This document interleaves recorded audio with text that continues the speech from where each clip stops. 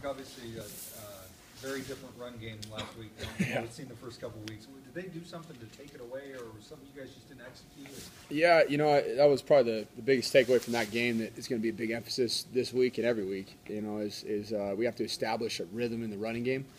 And I think it's not just the offensive line, it's not just the tight ends. It's also the running backs, and I think that we did struggle at times, both at offensive line and at running back, with the surface. There were times where you see the running back slip, but there's times where we're on a double team going up, and when our offensive lineman slips, and all of a sudden there's somebody wrapping around. So there's a lot of finite little things that are correctable. And then the other part of it too is that UConn's front's really good, and they're good sized. Even when you watch the BYU game, there was a lot of the quote unquote rushing yards in that game were just improv, pass plays that Taysom took off and ran with it. Stony Brook, who I've seen for years, I have a really good friend on their staff. They're really physical, devoted to pounding the football, very much like Stanford, and they struggled. And I've seen them run the ball on some really good teams over the years. So, I knew going into that game was going to be a challenge, and I wasn't going to, as a play caller, I was not going to abandon the run game. But we got to be better. We got to be better, and that starts, with our preparation. It starts with the pride that we take, and everybody doing their job and keeping guys covered up. And then, at running back, we got to make sure that we keep our footing and we hit the holes when we're there, and we just got to finish plays. So we were close. When you watch the film, you were close on a lot of things and correctable, definitely. So we'll get better. First half, it seemed like you guys had a lot of three and outs. Third down, I think it's 4 for 13 for the game. What are you seeing on third down? I think you're 38% for the season. Well, yeah, we just played a defense very similar to the one that I'd coached against it, very very similar to the Notre Dame defense, Bob Diaco, and those guys are just going to play. They're going to challenge you and play press man, and we had schemes designed, and plays called where it's high risk, high reward on both sides of the football, because a lot of times you play press man, cover one, and you're basically saying, all right, beat me. On defense, beat us, and they're asking you to make a perfect throw and make a catch in traffic, a contested catch, and we had opportunities to do that in the game, and we didn't on third down. And I think that a lot of times it does come down to on third down versus man press teams. Just got to take some pride in making a play. We need a guy to make a play, and a lot of those aren't going to be 2-3 yard gains. To convert a 3rd and 2, those are going to be 40-50 yard plays. And we just got to make those plays, and that's going to be a big emphasis going forward. That was the first time we've seen a ton of press man, and we anticipate seeing it the rest of the year, and we're going to have great answers for it, and our guys are going to take great pride in converting those third downs. You talk about rhythm on offense, but after kickoff is like 20, 25 minutes before your guys got on the field. Does that make it a little harder to establish? Yeah, and as an offensive coach, as a coordinator, you're sitting there up in the booth, and you're constantly talking to the guys on the sideline. Hey, keep these guys going, keep these guys loose, keep these guys focused, ready to go. And even myself, I'm starting to sound redundant talking to the coaches to talk to the players. And it was a great way to start the game, of course, with the defensive turnover. But when you get to our film and you see it's 7-3, and that was the first time we touched the football, you're like, what's going on here? And it was just a different feel, especially for a late start game, a really early start game on the East Coast. It was a different feel not to actually get on the field as an offensive unit until 25, 30 minutes after the first whistle. So I don't think it necessarily had anything to do with why we didn't execute at a high level, but I do think that you're ready to peak at the right time, right when the ball's kicked off, and we didn't have a chance to get on the field that early. So we'll be better at that. Coach Harsin was saying that when teams play against you, they have to pick their poison and what they want to stop, and if teams try to stop the run like that, you guys will. You have answers, like you said. Do you feel the same way? I absolutely feel the same way, and that's the thing I feel really good about. When we look at our run pass breakdown on the season, we do self scout. We're actually 118 and 118 run pass, and that's what you want to be. You want to be close to 50-50. Even in that game where you're not productive running the football, we were pretty balanced, and eventually we're going to stick with it, and eventually our back that is about as good as anybody out there is going to put his foot in the ground, get north, and great things are going to happen for the Broncos. So, I do really feel good about where we're at. I think that, that people have to defend our passing game. It's we attack the coverages in a lot of different ways. We attack it horizontally, we attack it vertically. I think that run game wise, we run in between the tackles. We'll run a power running game, and then we'll spread you out and run some perimeter run games. So there's a lot of stuff to defend. But for us, it's not about just having a ton of things. It's about executing them at a high level every game and being consistent. We were close to popping some things, but not where we needed to be in that game. But good enough to win the game. I don't know if I'm reading in between the lines too finely or whatnot, but said Jay needs to stick his foot in the ground and get north. Did you wish that he would have kind of do that a little bit? I mean, we've seen him have success balancing stuff against Colorado State and whatnot. Were there times where he should have? I think it was more just there were times in that game where it was hard to stick your foot in the ground and get north. I mean, it was a very milky surface, to say the least. I mean, it was. I mean, you watch it on tape, and there were guys on both sides of the ball slipping on a lot of plays. And it's funny because I had watched the film, and I was just looking around and watching, BYU game, who I think is a very fast, good football team, and watching their offense, and then Stony Brook, and it just looked slow. They had 3 consecutive home games. I think it's because nobody was really making those sudden, get north type cuts, and everybody's very apprehensive when they're putting their foot in the ground and getting north. And I think as an offensive unit, when you think about running after catch and yards after contact and splitting defenders, a lot of it has to do with that sudden cut that you get north right now, and we weren't able to do that. It's just it played into UConn's hands because they're a big physical, team that two gaps really well. And I think it actually played into a defensive football game, which you see a lot on the East Coast in those types of environments, and you've seen that at Notre Dame over the years as well. And when they play on those kinds of surfaces, it's not as fast to track, and guys aren't able to make those cuts.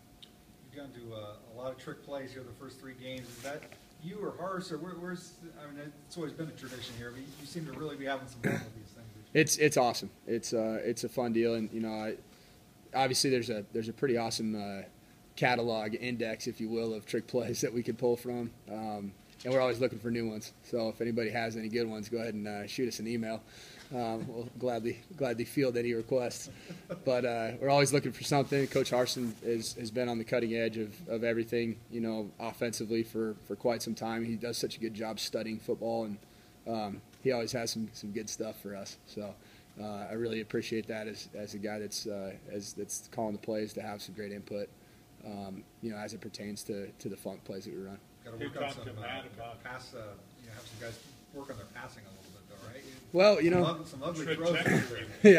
yeah. Well, Matt actually had a hard time squeezing the football. He just blocking a guy. He had a dinged up hand at one point, and so he did a great job just getting it there, because I didn't think he was going to be able to get there. He was the only guy we'd repped at it.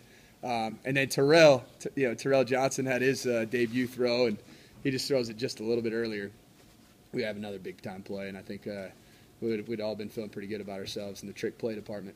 What do those do for players? If receivers like the guy get involved and do stuff like that, what does that do to obviously keep them entertained? And then specifically about the one to Hedrick and Miller, did you have that in your back pocket for a while? Because that thing was wide open.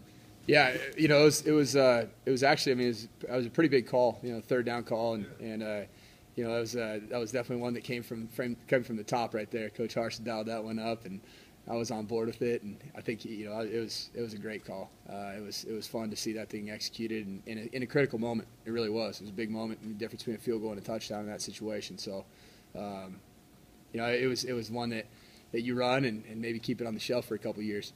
So I don't know if you can come back to that one next week, or certainly not come back to it in the same game. So we'll keep that one on the shelf and find a couple more ways to get guys involved. How does that work if he wants to call a play? He just tell you, hey, Mike, I think this is... the thing that's great is regardless of who's calling, I think the biggest thing is just that there's good dialogue going on in between series. There's dialogue between he and I. There's dialogue between Coach Huff, myself, and him, and Coach Drinkwitz is sitting next to me. And there's, I think that we have a great staff of guys that don't have a lot of egos.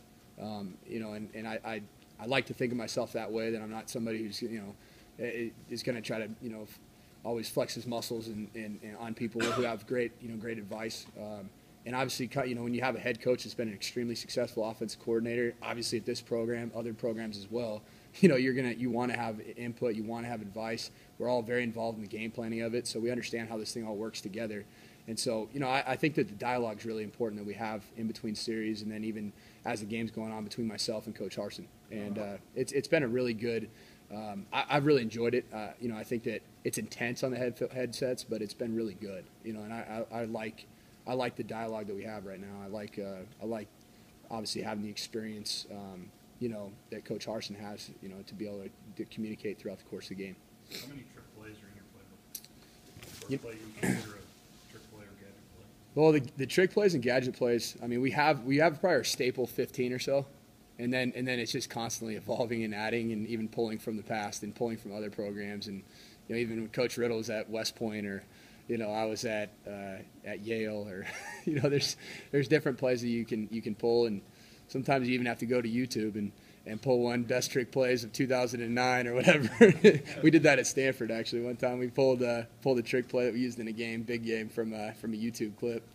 So that's how trick plays work. Did it work? Yeah, it sure did work. Yeah, it sure did work. But that's the thing about them. I mean, I think the big thing, like you asked, like how does it get guys excited about what we're doing? And the thing that we talk about, when you make a trick play such a big deal and you talk about it, like this is going to be our silver bullet, this is going to be the trump card that we have in a game, I think that guys get kind of overly worked up about it. You just want to call it in the flow of a game and just treat it like any other play call. Call it the same way with the same demeanor, have the quarterback communicate at the line of scrimmage the same demeanor, and then guys just go out and execute it like any other football play. There really is no such thing as a trick play. To me, they're just all football plays that are executed with precision.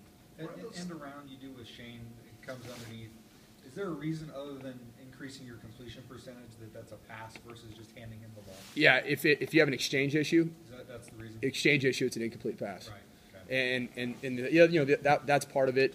I also think that there's a rhythm to it. Being able to kind of roll it and get it just times up really well, and we like the way that that's worked for us. And as a quarterback guy myself, it's not bad to steal a couple completions here and there, but. I like the way we're doing that, and that's been something we've gotten a lot of practice at, because the snaps aren't always going to be the same. In particular, you're playing in a lot of environments and you have to go on silent cadences versus a cadence that's audible. There's some variables that you play into that, and you want to have good timing, but you don't want to have any exchange issues whatsoever. We're asking these questions about trick plays. Obviously, the fan base loves them, and you mentioned Boise State.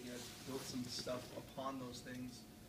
But I think the reason is because they're so successful. Why do you think that is? You see at other schools, they try them and they backfire horrendously or things like that. But for you guys, it seem like they work more often than not.